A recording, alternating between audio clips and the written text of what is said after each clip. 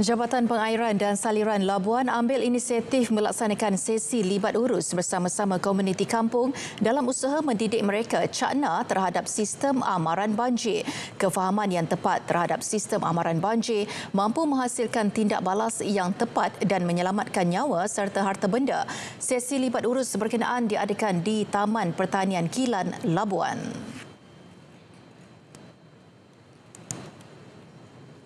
Matlamat kita JPS sekarang bukan hanya kita bagi maklumat, tetapi kita dengan komuniti ni kita sama-sama. Kita bagi maklumat secara data, mereka bersedia di pihak setempat lah. Itu kita harapan kita kalau musim cuaca akan datang ni, kita harap dengan kesiapsiagaan kita daripada segi sistem dapat membantu komuniti untuk mereka bersedia awal dan juga mungkin boleh bertindak lah kalau kata nak pindah ke ataupun kata nak persediaan kat rumah tu sendiri kalau banjir, kita boleh buat segeralah.